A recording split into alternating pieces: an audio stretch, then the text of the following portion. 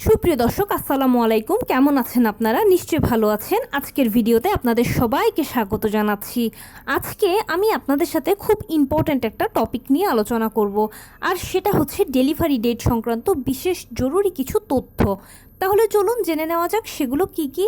By the way, মূল ভিডিওতে যাওয়ার আগে একটা কথা বলি, আমি আমার চ্যানেলে pregnancy related, specially normal delivery related অনেক ইম্পর্ট্যান্ট তথ্য ভিডিও আকারে শেয়ার করে থাকি। এই তথ্যগুলো আমার পার্সোনাল এক্সপেরিয়েন্স ও আমার ডক্টরের সাজেশন থেকে নেওয়া। তাই আমার চ্যানেলটিকে যদি একবার আপনারা ভিজিট করেন, তাহলে আপনারা আপনাদের প্রশ্নাতীত মনের অনেক প্রশ্নের উত্তর পেয়ে যেতে পারেন। আমন্ত্রণ জানাবো আমার চ্যানেলটিকে একবার ভিজিট করে দেখার জন্য। এবারে চলুন মূল আলোচনায় যাওয়া যাক। আমি শুরুতেই বলেছি আজকে আলোচনা করব ডেলিভারি ডেট হিসেব সংক্রান্ত কিছু জরুরি তথ্য নিয়ে। দেখুন, ডেলিভারি ডেট হিসেব করাটা আমাদের সবার জন্য খুব প্রয়োজন। আপনি যখন প্রথম কনসিভ করবেন, তখন আপনি আপনার ডক্টরের কাছে গেলে আপনার ডক্টর আপনার কাছ থেকে এলএমপি জানতে চাইবে। এলএমপি মানে হচ্ছে লাস্ট মান্থ পিরিয়ড, মানে আপনি সর্বশেষ কোন মাসের কত তারিখে পিরিয়ড হয়েছেন সেটা ডাক্তারকে আপনাকে বলতে হবে। সেটার উপরে বেসিস করে ডাক্তার আপনাকে একটা ইডিডি দেবে। ইডিডির মিনিং হচ্ছে এক্সপেক্টেড ডেলিভারি ডেট, মানে সম্ভাব্য কত তারিখে আপনার ডেলিভারিটা হতে পারে সেটার একটা তারিখ ডাক্তার আপনাকে দেবে। তাহলে বুঝতেই পারছেন যে এলএমপি মানে লাস্ট মান্থ পিরিয়ড, সর্বশেষ কোন মাসের কত তারিখে আপনি পিরিয়ড হয়েছেন সেটা হিসেব রাখাটা কতটা জরুরি বা গুরুত্বপূর্ণ। অবশ্যই এটা আপনাকে হিসেব রাখতে হবে। আপনার নিয়মিত বা অনিয়মিত যেরকমই পিরিয়ড হোক না কেন, এটা হিসেব রাখবেন। এরপরে আসুন, অনেকে প্রশ্ন করেন যে আপু, আমরা ডাক্তারের কাছে কোন তারিখটা বলবো, পিরিয়ডের প্রথম দিনটা নাকি একদম পিরিয়ড যখন শেষ হয়েছি, ভালো হয়েছি, সুস্থ হয়েছি সেই সময়টাকে? অবশ্যই আপনি পিরিয়ডের প্রথম তারিখটা বলবেন, মানে যে মাসের যত তারিখে আপনার পিরিয়ডটা স্টার্ট হয়েছে, শুরু হয়েছে, সেই সময়টাকে, সেই তারিখটাকে, সেই দিনটাকেই বলবেন, শেষেরটা নয়। এবারে আবার অনেকে বলেন যে আপু, আমি পিরিয়ড হয়েছি অত তারিখে, শেষ হয়েছি অত তারিখে, আমার হাজব্যান্ড এসেছে অত তারিখে। হতে পারে আপনার হাজব্যান্ড আপনার থেকে একটু দূরত্বে থাকে বা দূরে থাকে কোথাও। যদি এরকম হয়ে থাকে, এরকম প্রশ্ন আমি পাই, এরকম যদি হয়, তখন সেক্ষেত্রে আপনি কোন তারিখটা বলবেন, পিরিয়ডের শুরু না শেষ, না হাজব্যান্ড যেদিন এসেছে বা আপনাদের ইন্টারকোর্স হয়েছে সেদিন বলবেন। এক্ষেত্রে আপনি অবশ্যই যেদিন প্রথম আপনি পিরিয়ড হয়েছেন সেই তারিখটাই বলবেন, শেষেরও নয়, হাজব্যান্ড যেদিন এসেছে সেটাও নয়। পিরিয়ডের প্রথম যেদিন হয়েছেন সেই তারিখটাই ইম্পর্ট্যান্ট। উদাহরণ যদি দেই, মনে করুন কোনো মাসের আপনি 5 তারিখে পিরিয়ড হয়েছেন, 15 তারিখে শেষ হয়েছে আপনার পিরিয়ডটা, তাহলে আপনি ডাক্তারকে অবশ্যই ওই মাসের 5 তারিখটাই বলবেন। আর যদি আপনার হাজব্যান্ড এরপরে এসেও থাকে, মানে 17-18 তারিখেও যদি আপনাদের ইন্টারকোর্স হয়ে থাকে, তখনও সেক্ষেত্রে আপনি 5 তারিখটাই বলবেন। ওটাই হচ্ছে আপনার এলএমপি। এবারে অনেকে হিসেব করতে পারে না মাস ও সপ্তাহটা, মাস থেকে সপ্তাহ, সপ্তাহ থেকে মাস। এটা নিয়ে প্রচুর কমেন্টস পাই প্রতিদিন। এই নিয়ে আমার চ্যানেলে ডিটেলস ভিডিও আছে, চাইলে দেখে নিতে পারেন। আমি এখন তবু একটু শর্ট করে বলে দিচ্ছি।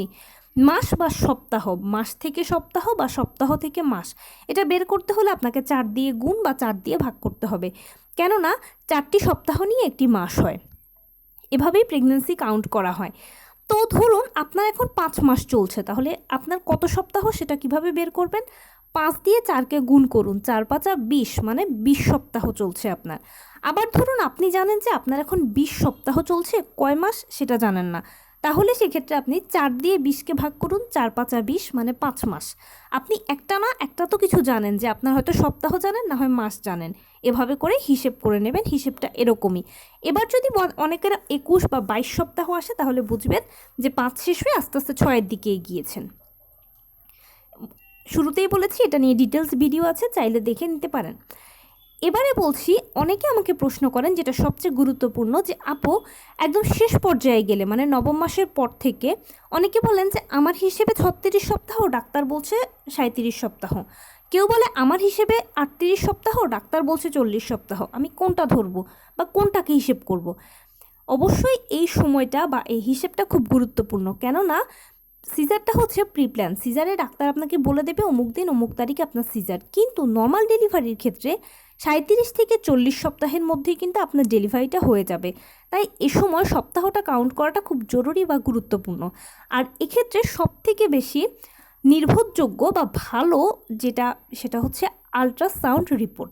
আপনি লাস্ট আল্ট্রাসাউন্ড রিপোর্ট যখন করাবেন, তখনই বুঝে যাবেন যে আপনার এক্স্যাক্টলি কত সপ্তাহ চলছে। আপনি ডক্টর যেটা হিসেব করা হয় সেটা ম্যানুয়ালি হিসেব করা হয়, কিন্তু আল্ট্রাসাউন্ড যে রিপোর্টটা সেক্ষেত্রে হয় কি যে আপনার নিষেকটা কখন হয়েছে সেটার উপর ডিপেন্ড করে এখানে এটা বের হয়ে যাবে। তাই এক্ষেত্রে সবথেকে নির্ভরযোগ্য হচ্ছে আল্ট্রাসাউন্ড রিপোর্টটা। এই জন্য আমি আমার চ্যানেলে বলি যে আপনারা সবসময় 4বার চেক আপ করাবেন। প্রথম যখন কনসিভ করেছেন তখন একবার, পঞ্চম মাসে একবার সেকেন্ড চেক আপ করাবেন, সপ্তম মাসে একবার থার্ড চেক আপ করাবেন, আর নবম মাসে একবার লাস্ট চেক আপটা করাবেন। তাহলে এখানে আপনি আপনার কত মাস, কত সপ্তাহ, পানি কত, বাচ্চার পজিশন কত, ওজন কত ইত্যাদি সব কিছু আপনি আপনার আলট্রা রিপোর্ট থেকে পেয়ে যাবেন। মনে আর কোনো ডাউট থাকবে না, কোনো সংশয় কিছু থাকবে না, শুধু কাউন্টডাউন করবেন ডেলিভারির জন্য।